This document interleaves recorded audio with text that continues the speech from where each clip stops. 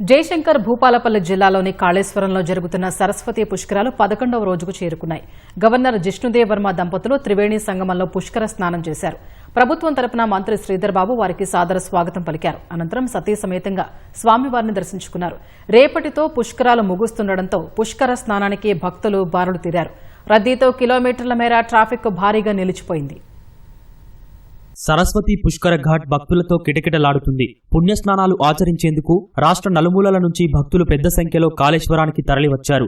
గవర్నర్తో పాటు ప్రముఖ సినీ నటుడు తనికెళ్ల భరణి, మాజీ ప్రధాని పివి నరసింహారావు కుమార్తె ఎమ్మెల్సీ వాణి పుణ్యస్నానాలు ఆచరించారు. అంతకు ముందుగా మేడ్చల్ మాజీ ఎమ్మెల్యేతో పాటు ఆదిలాబాద్ గోపాలకృష్ణ మఠాధిపతి మాధవానంద సరస్వతి పుష్కర స్నానం ఆచరించారు. హైదరాబాద్ నుంచి హెలికాప్టర్ ద్వారా కాళేశ్వరం చేరుకున్న గవర్నర్ జిష్ణుదేవ్ వర్మ దంపతులకు మంత్రి శ్రీధర్ బాబు అధికారులు ఘన స్వాగతం పలికారు. త్రివేణి సంగమంలో పుణ్యస్నానాల అనంతరం కాళేశ్వర ముక్తేశ్వర స్వామిని సతీ సమేతంగా దర్శించుకున్నారు. ఆలయ అర్చకులు గవర్నర్ దంపతులకు వేదాశీర్వచనాలు అందజేశారు. సరస్వతి పుష్కరాల కోసం ప్రభుత్వం చేసిన ఏర్పాట్లు బాగున్నాయని గవర్నర్ కితాబిచ్చారు. అనంతరం సరస్వతి అమ్మవారి ప్రతిమతో పాటు స్వామివారి పట్టు వస్త్రాలను అర్చకులు గవర్నర్ దంపతులకు అందించారు. సరస్వతి పుష్కరాలకు మరొక రోజే మిగిలి ఉండడం, ఆదివారం సెలవు కావడంతో భక్తులు పుష్కరాలకు పోటెత్తారు. ఉదయం 4 గంటల నుంచే దేవాలయంలో స్వామివారి దర్శనానికి బారులు తీరారు. కాళేశ్వరం క్షేత్రానికి చేరుకునే రహదారులన్నీ వాహనాలతో బారులు తీరాయి. కాళేశ్వరం సిరోంచా మధ్యలో గోదావరి వంతెనపై వాహనాలు ఢీకొని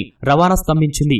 ఈ ఘటనలో పలువురికి గాయాలయ్యాయి. మహదేవ్పూర్ కాటారం మధ్యలో 2 కార్లు ఢీకొని పలువురికి తీవ్ర గాయాలయ్యాయి. కొందరు ఎడ్ల బండ్ల మీద పుష్కర స్నానానికి తరలివచ్చారు. స్వామివారి దర్శనానికి 1 గంట నుంచి 3 గంటల సమయం పట్టింది. ప్రభుత్వం అధికార యంత్రాంగం అన్ని ఏర్పాట్లు చేసినప్పటికీ గంటల తరబడి నిరీక్షణ తప్పడం లేదని భక్తులు అంటున్నారు.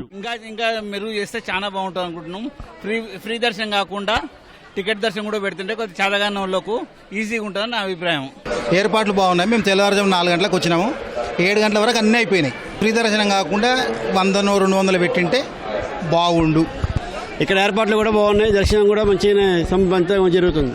4 గంటల దగ్గర కూడా లేడీస్కి ఏ ఇబ్బంది లేకుండా చాలా బాగుంది. ఇబ్బంది పడలేదు మేము ఎక్కడ. ఫెసిలిటీస్లు పర్వాలేదు, కానీ ట్రాఫిక్ ఎక్కువ ఉండడం వల్ల చాలా ఇబ్బంది పడ్డాం. ఎందుకంటే కొత్తగా వేసిన రోడ్లు, పెద్దవాళ్ళు నడవలేకపోతున్నారు. కంకర రాళ్ళ వల్ల కాస్త గుచ్చుకుంటున్నా ఇబ్బంది పడుతున్నాం. జనాలు ఓపిక పెడితే అంత మంచిగా ఉంటుంది. జనాలు ఓపిక మీద వెళ్ళాలి. అన్ని దగ్గరలో గవర్నమెంట్ కూర్చోదు కదా, అది మంచిగా ఉంది.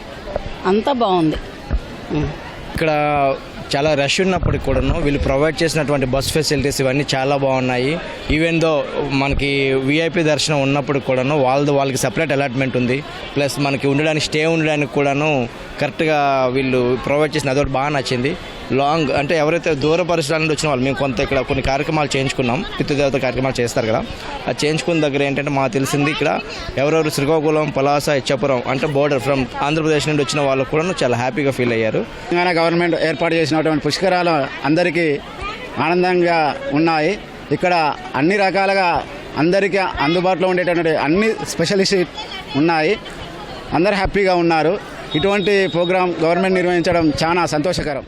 సరస్వతి పుష్కరాలు సోమవారంతో ముగియనుండటంతో పుణ్యస్నానం ఆచరించడానికి భక్తులు భారీగా తరలివస్తున్నారు. భక్తుల సంఖ్య ఇంకా పెరిగే అవకాశం ఉందని అధికారులు చెబుతున్నారు.